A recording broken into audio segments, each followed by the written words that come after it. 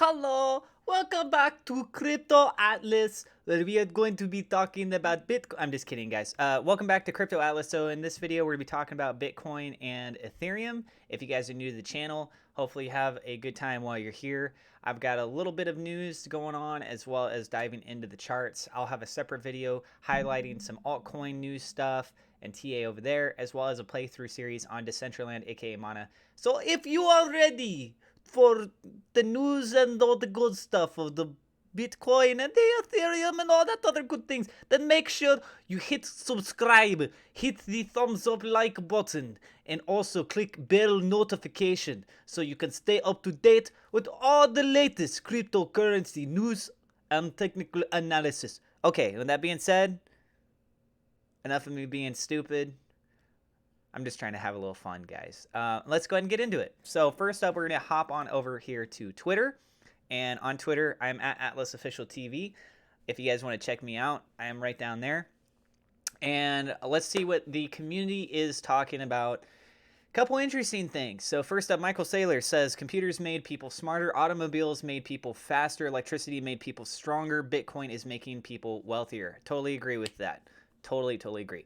BlackRock, the world's largest asset manager, has disclosed they have Bitcoin exposure holding $360,000 worth of CME futures. The $7.8 trillion institution took their first step into Bitcoin. Today marks the first time Bitcoin has closed 6 months green candles in a row since 2013 when the price was $100. Do keep that in mind. And just a fun little side fact right there. Also, we're looking at more than likely April is going to be a nice bullish month. I'm not a financial advisor, so please keep that in mind, everybody. But traditionally speaking, we look at April and it's actually very bullish with these things. All right. And then continuing on, Bobby over here is giving a little bit of a contribution, trying to push for that 60K mark. And then and let me go ahead and hop on over to this. So I'm scrolling down trying to see at what point I was going to be saying this, but I got this on the side already ready to go. So very interesting news. Teletubbies. I know you guys probably weren't expecting this. So, ayo, what could the Teletubbies be possibly hiding from us? Stay tuned for something big this week. Hashtag Bitcoin. You guys, this is from the actual Teletubbies Twitter account. They got laser eyes. Not only in this picture here, they have it in their profile picture too. Yeah, and it's got 30,000, almost 31,000 likes. What the heck is going on, man? Just absolutely bizarre there. Goldman Sachs, also some interesting news going on with them. Goldman Sachs reportedly jumps on the Bitcoin bandwagon. That's right. So Goldman Sachs is getting more and more involved with all of this, guys. Oakland A's have officially sold their first stadium suite for 1 Bitcoin. They will hodl the Bitcoin. Hodl that bad boy. BlackRock has disclosed it has $360,000 in Bitcoin futures contracts, which I believe one of the other points here should mention it, unless it got lost in here somehow. So it's actually the equivalent that we're seeing of that. Oh, right here. American HODL. I knew I had it somewhere. Haha, yo, is BlackRock trolling? They legit stacked 6.15 as their first foray into Bitcoin, LOL. Right? So interesting news going on in that regards. Also, billionaire investor George Soros fund reveals Bitcoin inflection point bet as crypto market cap nears $2 trillion. We think the whole infrastructure around crypto is really interesting, and we've been making some investments into that infrastructure, and we think that it is at an inflection point, Soros Fund Management's Don Fitzpatrick told Bloomberg, pointing to the growth of Bitcoin and crypto exchanges, asset managers, and custodians. When it comes to crypto generally, I think we're at a really important moment in time. Something like Bitcoin might have stayed a fringe asset, but for the fact that we've increased money supply in the US by 25%, Fitzpatrick said, adding, there's a real fear of basing of fiat currencies. Which, I mean, you look at how much that they're producing, and it's pretty crazy. Oh, there's my cat. Nice. He's actually checking out the little box thing that I've had for him for a couple years now. So Bitcoin right now is above $58,000. As you guys can see, it's going into some like consolidated space right here, going sideways a bit, trying to make some recovery. but slightly on the downtrend. Overall on the daily, it is actually going down just a tad bit here. You can see a pretty wide array between the price difference here for the course of the day. We had a low of $56,873 and then pushing all the way up to a high of $59,800, right? So quite substantial price difference there. And one of the interesting things with this too, let me go ahead and go over to this on a 1 hour chart. You guys can see that just a couple hours ago, everything was moving sideways here. We had this huge spike up, making it look like during that 1 hour, we're looking really good. We're getting close to the $60,000 mark. We're in the $59,800 range. And then it just plunged. And I mean, this thing plunged hard and it plunged very fast. If I swap over here to a 15-minute time frame, you guys can see once again, it dropping down quite significantly. Hopping over to a 5-minute time frame, same thing.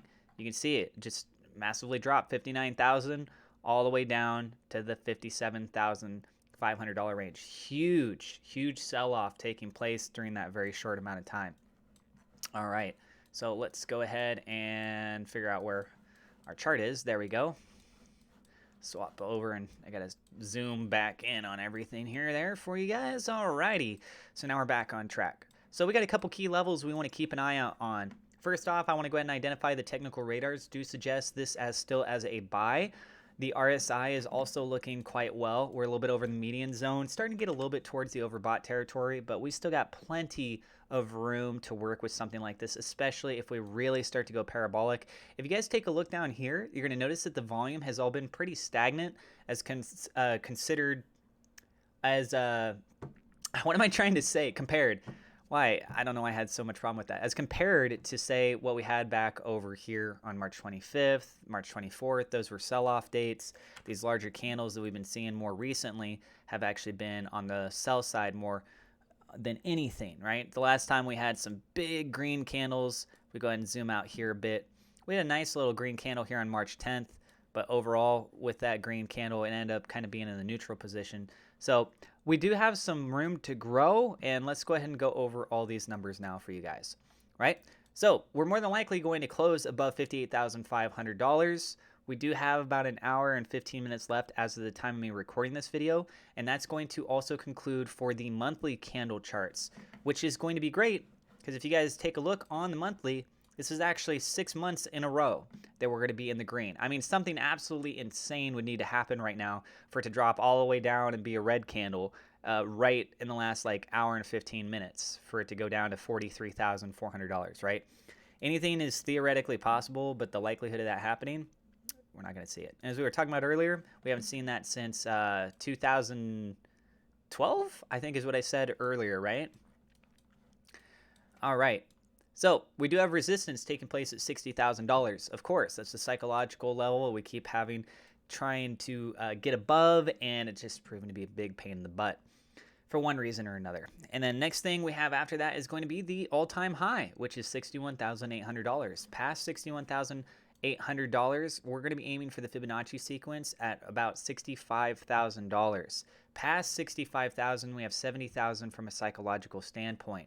Now, do keep in mind I had this purple line right here. This was trailing all the way back from mid-December. We are substantially below trying to be back on that trend. So the likelihood of us hitting $100,000 in such a short amount of time is becoming more and more diminished just because of the fact we would need to have such a massive candle run going on. It is possible for sure, guys, but more than likely we're not going to be seeing that. And that $100,000 price point we were looking at would be basically right around towards the end of April, okay? So I think it's more realistically by the end of April, we could end up seeing push towards 75,000. However, we do have to make some strong moves going on here in the very near future. If this decides to go down, we do have that support at $58,500, another level of support at $57,600, below that at $56,200, and the 21 EMA at $55,600. Now I'm going to go ahead and save this real quick, and we're going to hop over and take a quick look at what's going on with Ethereum.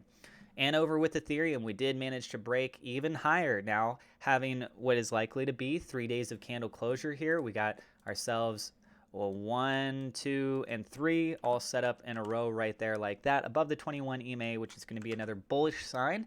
And with that being said, the next major obstacle is going to be 1945, which I've been talking about this, guys. And guess what? My level has been right there, just like that. I'm going to go ahead and have to extend these things out.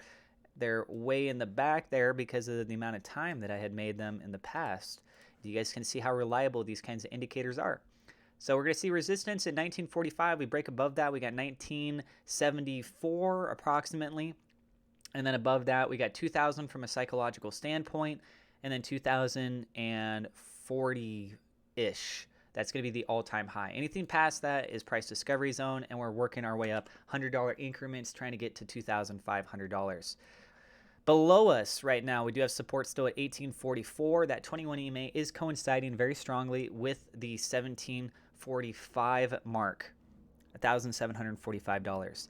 Volume quite substantial as of today, so things are really starting to kick up. RSI is kicking up as well with this, looking very bullish. Technical radars are even suggesting buy. Still a little bit close to the neutral side. It's kind of dipping towards that, but a lot of things looking very good right now for Ethereum as well. Okay, I'm gonna go ahead and wrap up the video there. I'm gonna have a separate video talking about an altcoin highlight for the day, as well as doing a separate video for Decentraland, and I might even do something on the stock market today.